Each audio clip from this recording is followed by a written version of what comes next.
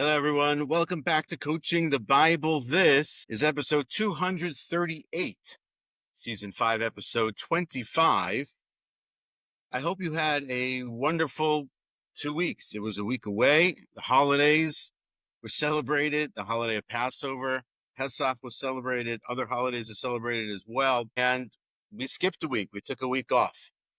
Chance to refresh, a chance to breathe, a chance to take some time, a chance to hold space, the opportunity to really celebrate in a way that's most personal, most meaningful, most appropriate, and best. It was a great week. It was a great holiday. It was great to be with everyone. It was great to have everyone together. It was a great time to celebrate. It was a great chance to be away together as well. And I hope you had that opportunity too. Coming into this week, we're in the middle of our series on the leader within, and we're continuing that as well today.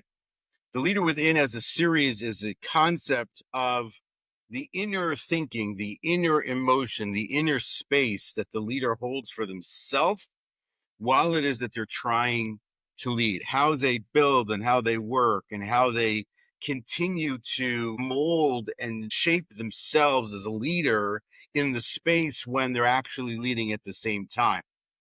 How they prepare, how they think, what they think about.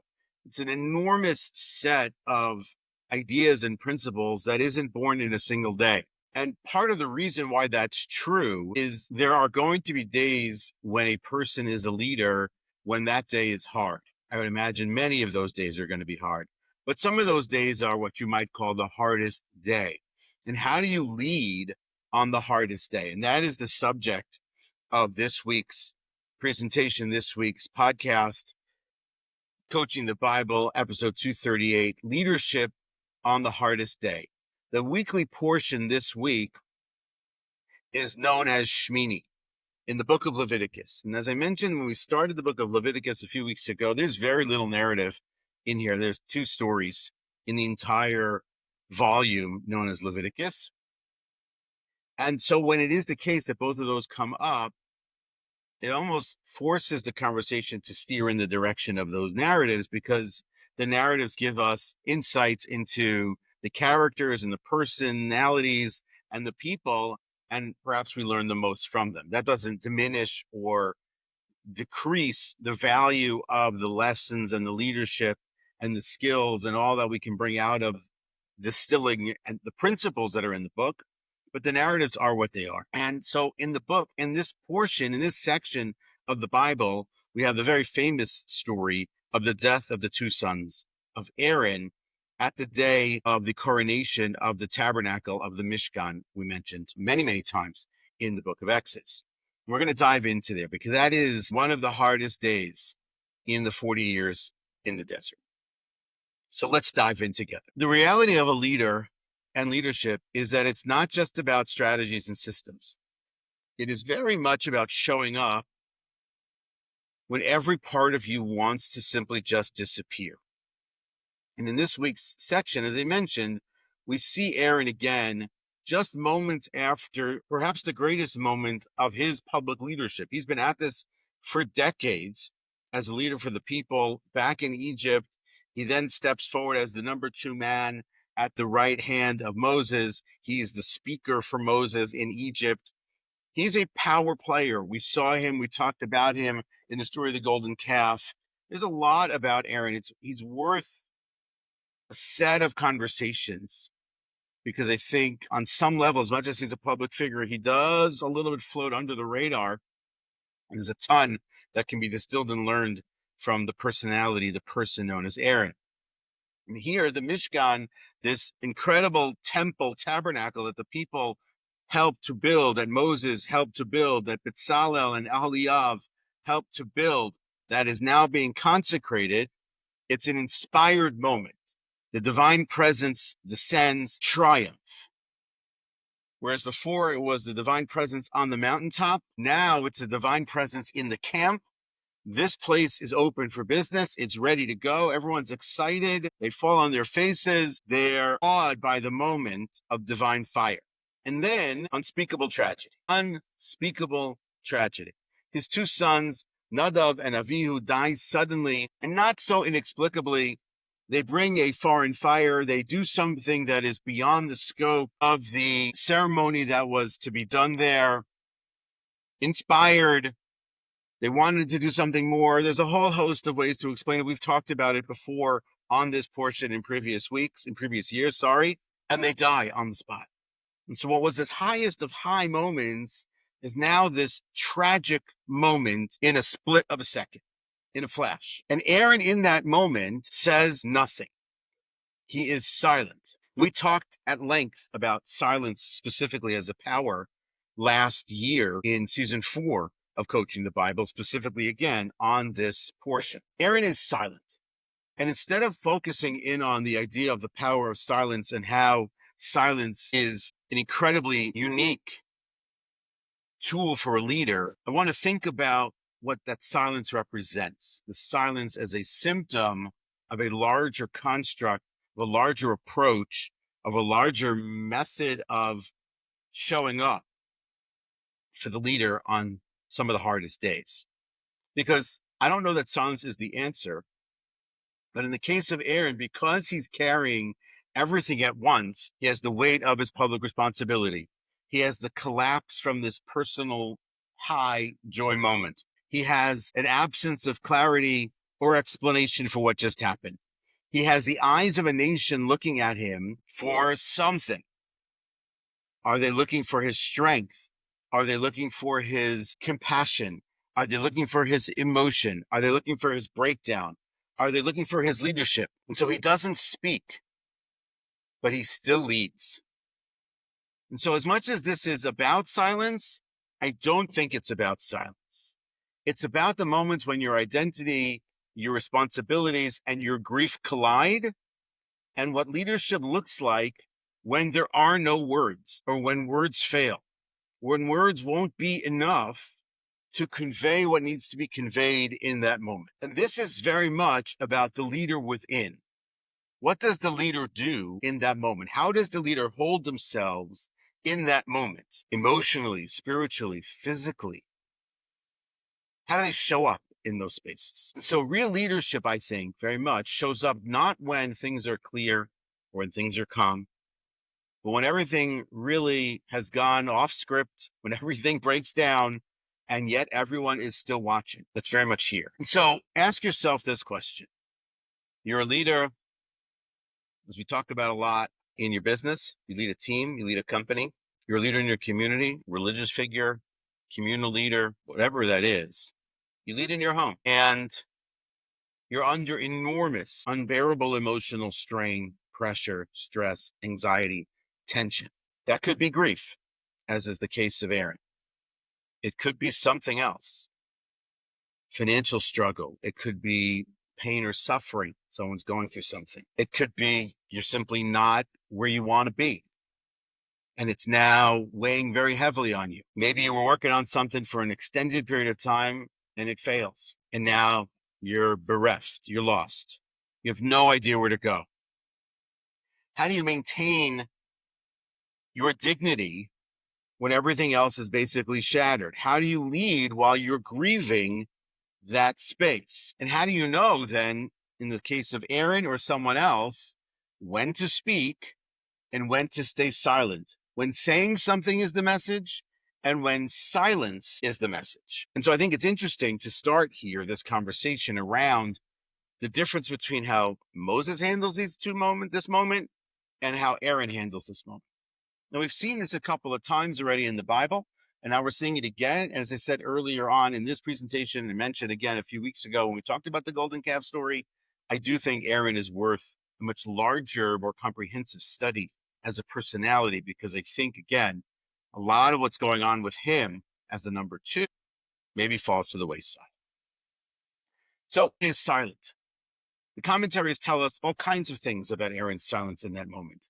Exactly what was the nature of that silence? Exactly how is it possible that he was silent in that moment? Rashi, the famous commentary Rashi from the 11th century, tells us that Aaron is rewarded with that when that silence happens, with a personal revelation where God, in the very immediate section after the story, speaks directly to Aaron, shares with Aaron something that typically speaking would go to Moses.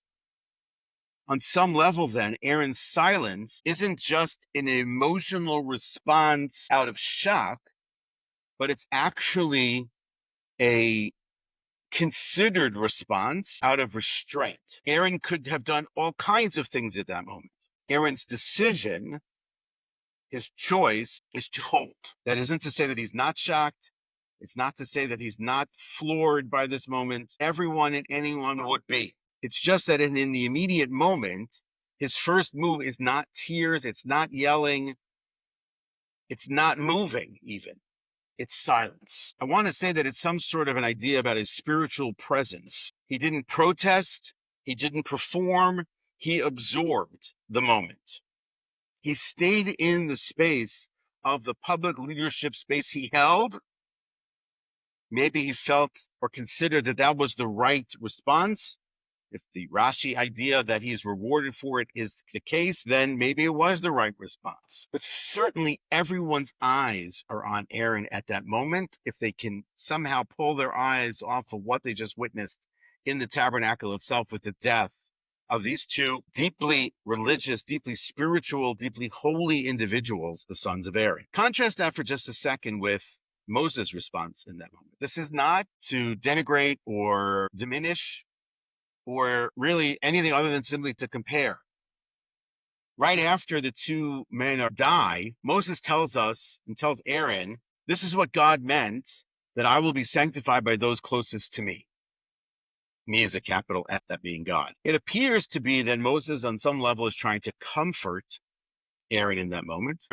Aaron's response there is utter, complete silence. Take that silence however you want as a response to Moses. And then later on in the section, when it's the case that Aaron's remaining sons burn an offering as opposed to eating it, the inner details of that is not important. And Moses appears angry in that moment. And again, if you look at the commentaries, it appears that as much as he's angry publicly towards the two sons of Aaron that remain alive, it would seem that he is actually angry at Aaron. Aaron's response is gentle but firm, basically says, would it make sense that we would eat this on this day? And Moses backs down. The Bible tells us that, technical error, that Moses heard and it was good in his eyes.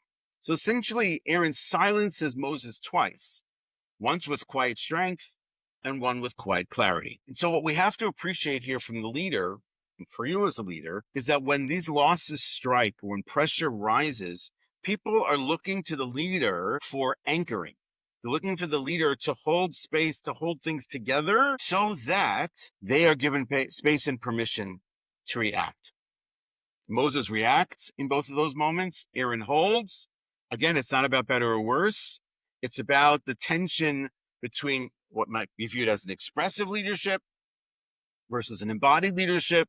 We need both expressive leadership and embodied leadership, but sometimes silence is the most faithful act the leader can offer. And so when you start to think about what's going on here, and you step inside the space of the leader themselves, we have to think about how does that work? How does the mind work?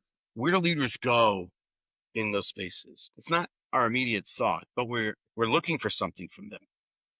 Famously, in my own lifetime, remember 9/11, the way President Bush handled 9/11.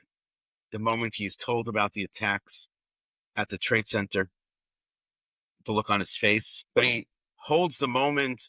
He continues to read the story to the little children there in that room, even as he's getting information in his ear that one building was attacked and then the second building was attacked. And then he leaves, but he leaves comported and composed. Take a moment here in Israel.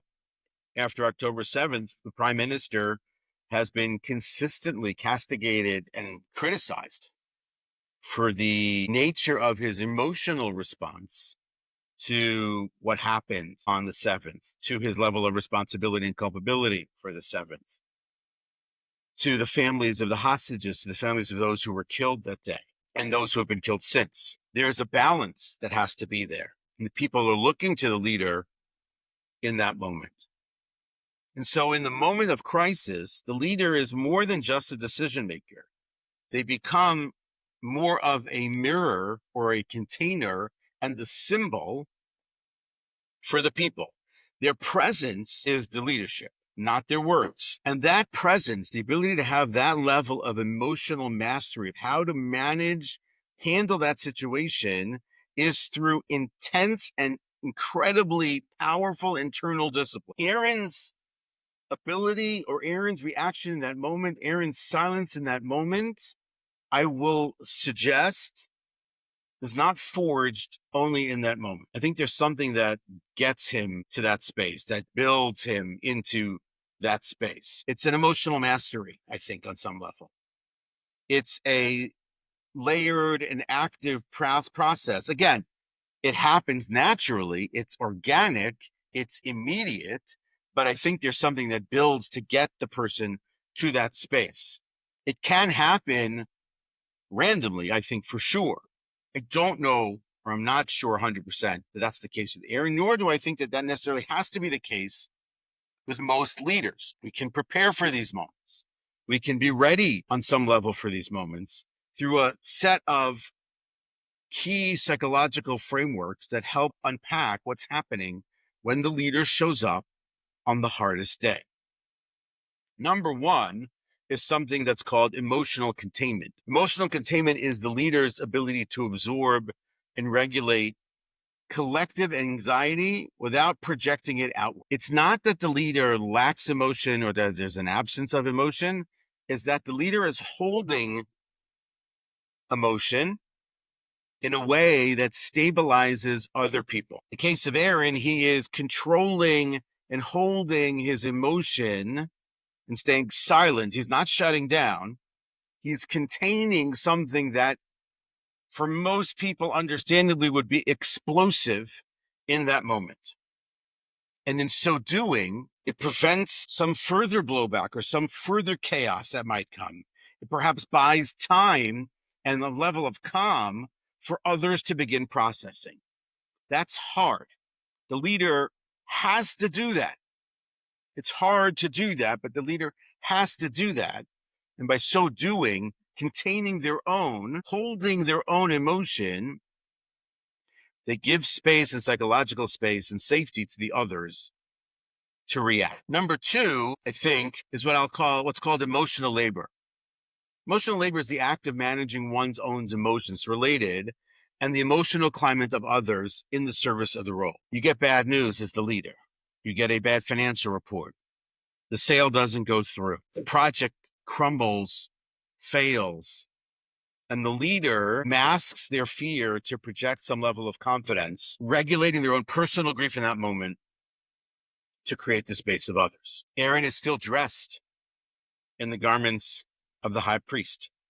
He is just moments removed from this incredibly emotional and beautiful spiritual ceremony where the divine fire, the divine presence rests on the camp. And in that moment, everything that was the positive has flipped on some level to a negative, and the people are now looking at him, and he is now the embodiment of disaster and tragedy and grief. And it is the labor of leadership in its most incredibly sacred and perhaps sacrificial form to hold the emotions in that space, to manage one's emotions in that space. That's emotional labor. It's a very powerful idea. And the third one, I think here, from a psychological standpoint as well, is attentional control is the term. Attentional control is the capacity to filter the noise and focus on what matters most. And in those moments of trauma or chaos or spontaneous disaster, whatever the case is, our brains typically scatter. For most people in that space, they don't get calm, cool, and collected. They fall apart, understandably. And Aaron's silence might reflect an incredibly hyper-focused awareness on what needs to be done in that moment, how one needs to comport themselves in that moment, even when his heart and his mind and his brain are screaming in that moment. Like a surgeon in the ER, a general in battle. The emotion is present. the scattering is sort of trying to happen in their brain.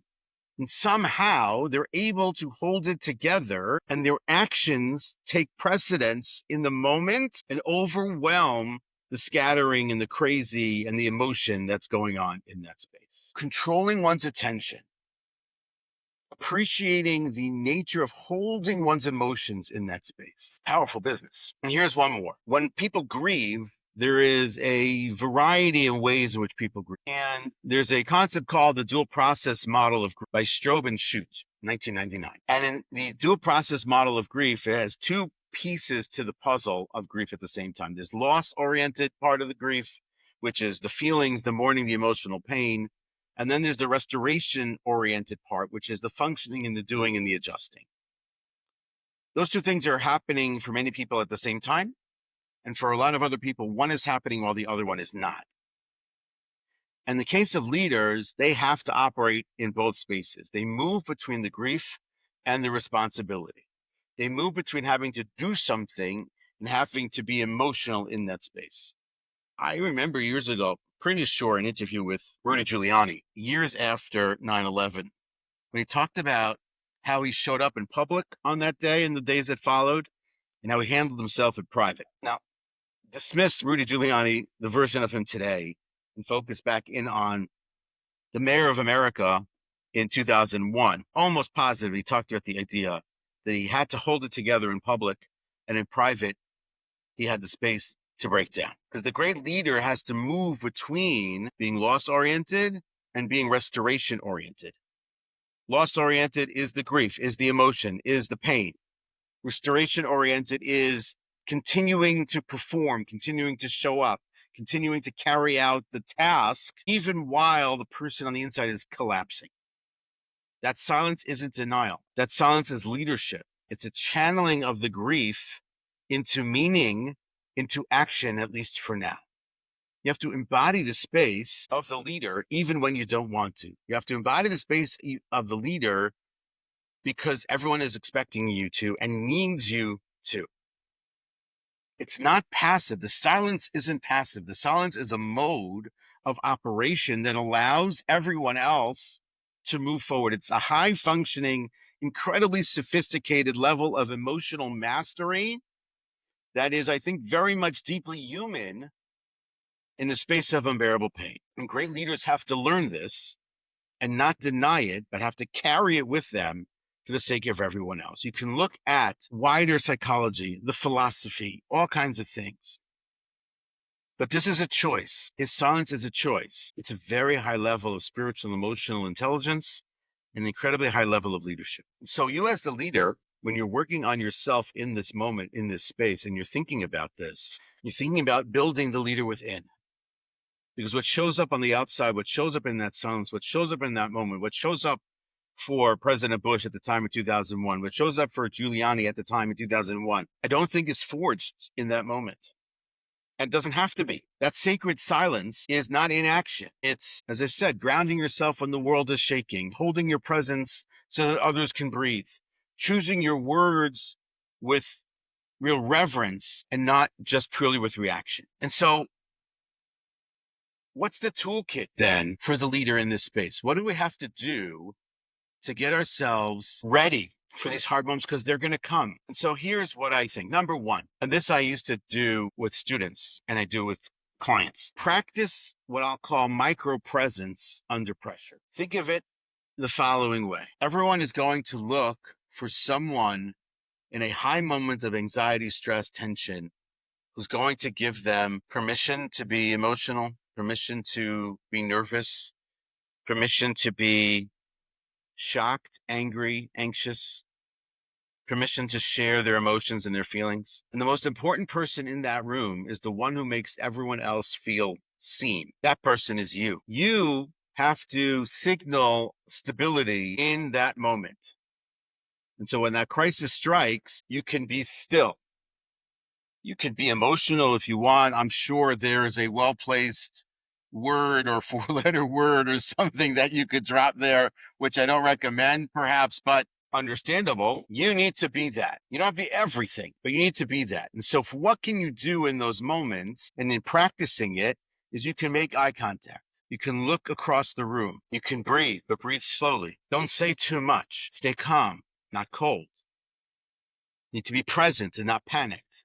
You have to acknowledge what's going on without giving in to the emotion that's coming with it. And so you train yourself as the leader in smaller moments during team meetings, during hard feedback conversations, so that you're ready in those moments. But when the big one hits, you really already know how to hold the space. I don't necessarily think it's true that when a leader says, I didn't know how I was going to react in that moment, and then they acted perfectly. I imagine and I expect that there have been moments in that person's life when they have learned already how to handle that moment, didn't realize it, and it showed up in the bigger moment when they needed it.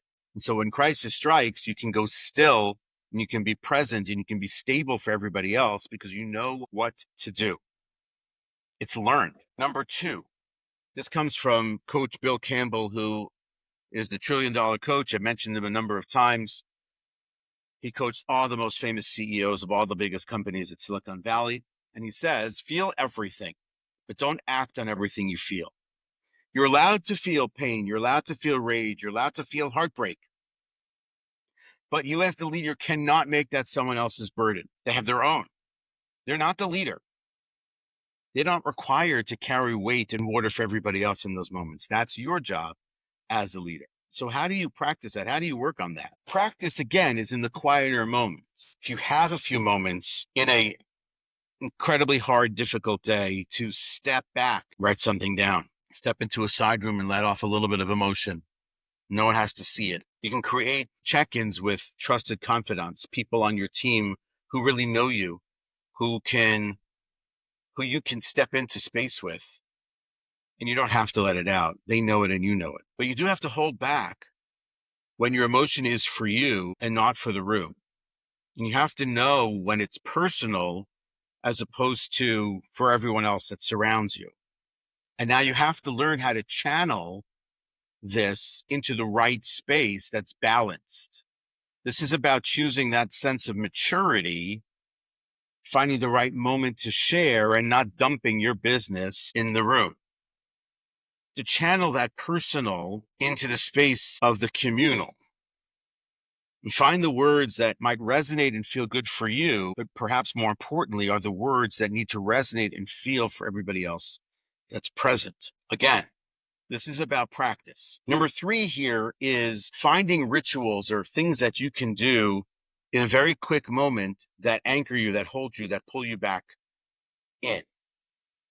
I mentioned it from James Clear a bunch of times. It comes also from the Navy SEALs, very much as the case, that you don't really rise to the occasion so much as you fall to the level of your preparation, as James Clear, the level of your system. And so the idea that that moment's going to come and you're going to be amazing in that moment and you're not going to be prepared for it is a mistake. Prepare for it. You can build the default tools now that you know to, that you can go to, that you can opt into almost naturally, as I said before, for that space. Maybe there's a phrase or an object or some sort of the breathing pattern that you can lean into in that moment.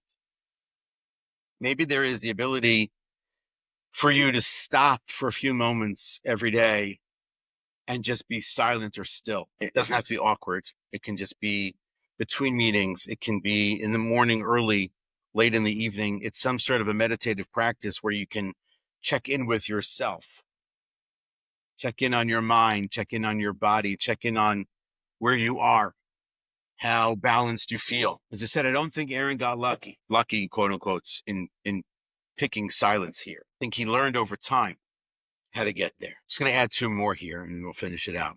Number 4 here is, what's your core principle that's going to anchor you? So we can do anchoring activities, but when your values are clear, right? The famous quote from Walt Disney, when values are clear, decisions are easy. You're pulled in a massive amount of directions in these crisis moments.